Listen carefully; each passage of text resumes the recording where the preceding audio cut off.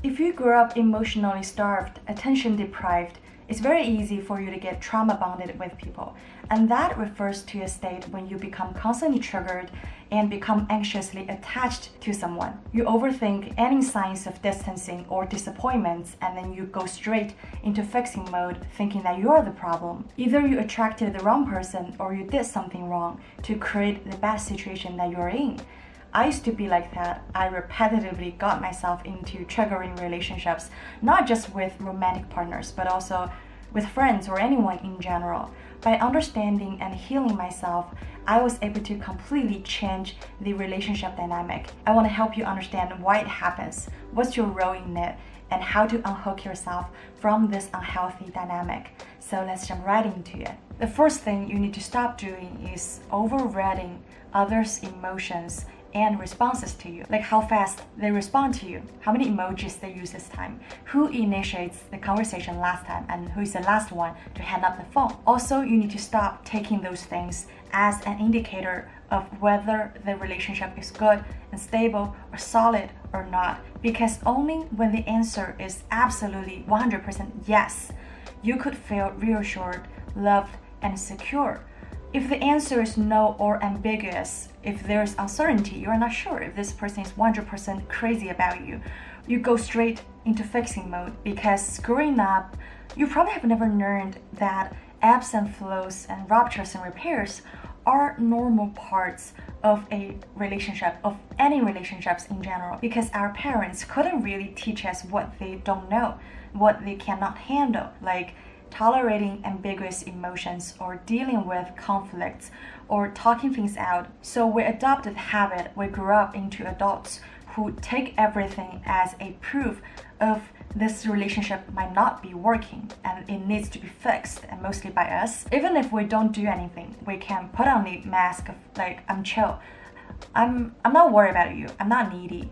But deep down, we couldn't help but wondering, how long this relationship is gonna last, how long before it's gonna go away at some point, and how long before it's gonna end somehow. Because of that, we get exhausted, and that's why sometimes a lot of us would refuse any kind of connections, because they interrupt our normal pattern of living, because when we're by ourselves, we don't need to worry about anyone, right? We feel, we're not triggered, we're okay.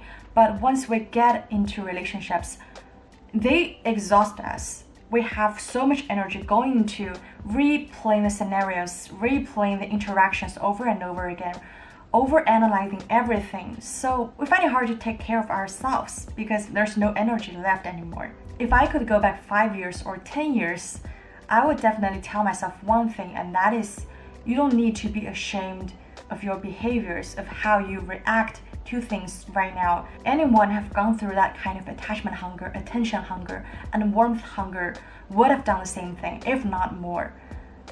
You would definitely learn to pick up signs from the outside world so that you could feel a little bit more comforted that, maybe if I change somehow, I would be more loved and accepted.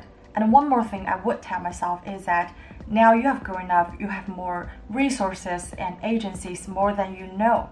So there's no need, not anymore, to take outside responses all the time as a reflection of your worthiness. The second thing you need to avoid is take everything as your own fault. A common misperception that people with childhood trauma have is that we don't see people as average people with flaws, with their own shits to deal with.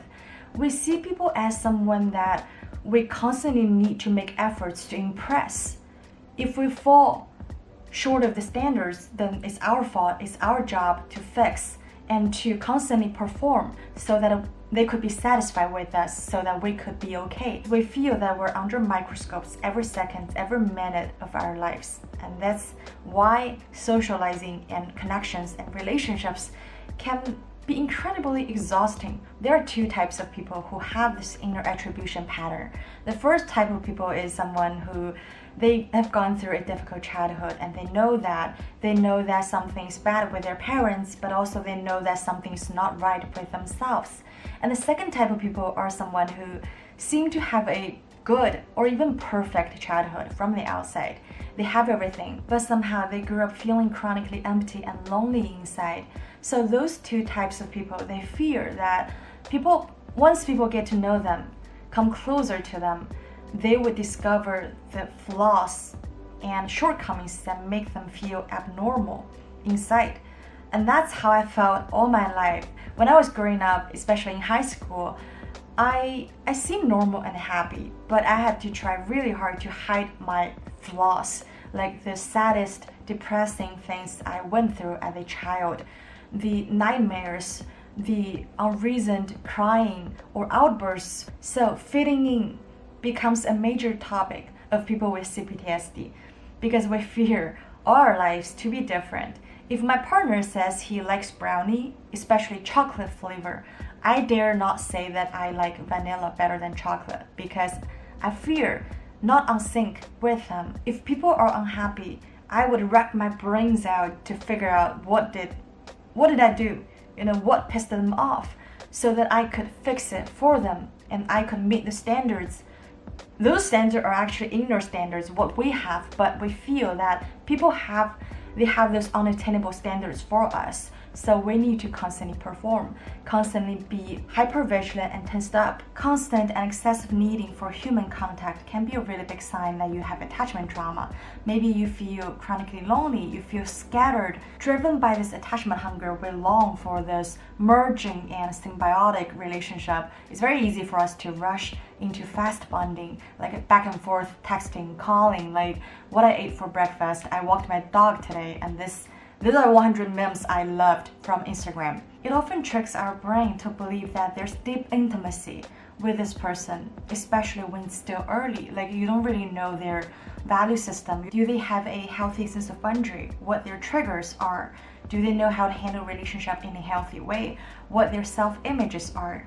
Without knowing all this stuff, it can be a really big issue whenever it's tiny bit of discordance in relationship, because there often are gonna be surprises, and unsurprisingly, you're gonna think that, well, maybe it's my fault, how did I not see this coming? I wanna help you normalize this constant need for human contact, this fast bonding style. It's unfinished business from childhood. It was a way to cope with our anxiety at that time, so now we continue this drive to attach to basically anyone who shows this tiniest interest in us, to long for this intense connection or infatuation in romantic relationships, because that's the only way we feel 100% and positively loved and accepted, which we basically never feel when we're children. I did a deep dive in another video of mine that is called attachment trauma. I'm gonna put it up here somewhere. Overtrusting can be a really big one. Say if I'm meeting you for the first or second time, I would be like, hello, my name is Ran. Let me tell you sad stories from my childhood. Driven by the excitement of connections, we often automatically wear blindfolds, like we only see things through idealized filters of what we want to see because we're afraid of finding any deal breakers that entails the relationship may end. Because one more disappointment is what we cannot handle. That's why oftentimes we prefer to only see the good side in people, like someone you just met from a PTA meeting or some random stranger you picked up on the line of the bakery. So it becomes our pattern to be overly nice and over trusting and ignore our own needs. We could go as far as finding excuses for others. So now it's time that you take those attention back to yourself and discover, what are my buried needs? What are my unmet needs that are important to me? Oftentimes, people with CPTSD are the most caring person I've ever known, I've ever met on this planet. Being innocent and trusting is such a precious trait in our time of lives. But we also need to be protective of our energy, like where we spend our energy. You often fail to assess whether this person is worthy of your time, whether they're honest with you. How do they make you feel? Are they willing to reciprocate? This is a very typical pattern in parentified children. You automatically take on the caregiver role and revolve around others.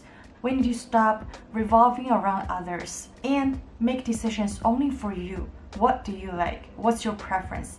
What will make you feel good? However tiny or unreasonable that may sound to others, as long as it matters to you. And the last behavior to avoid is oversharing. gradually sharing some layers of ourselves when it's two-sided can be a beautiful thing because you're revealing the vulnerabilities that are required to build authentic connections. But CPTSD often blinds us to rush into connections without assessing, reading social cues. Lots of you have what I call new people syndrome. That means when you're around new people, when you're not sure if they're hostile or they're gonna accept you or not, how their attitude is toward you, you tend to be very guarded and tensed up because you're assessing like whether this person is a threat to you, right? But once they show this glimpse of friendly invitation for connections, you'll be like, let's just drop the act, this is me, let me show you the real me. So you peel yourself off, like just completely reveal yourself to the other person without any protective layers. The safe way for people with CPTSD or for anyone is that we reveal a tiny bit of ourselves one by one, back and forth. For example, you give me an apple and next time I will give you an orange plus a cookie. So back and forth, we are getting to know the real person instead of the imagined one. In that way, there wouldn't be too many surprises, and we are allowing ourselves to have a little bit more tolerance for intimacy each time. This is a totally different state when you're coming from a trauma place, when you're coming from this intense, fast bonding and infatuation place. Can you actually feel the difference? If you're interested in learning topics like over-explaining, over-apologizing, I have a playlist on people pleasing. I'm gonna put it up here somewhere. I'll see you there. Bye-bye.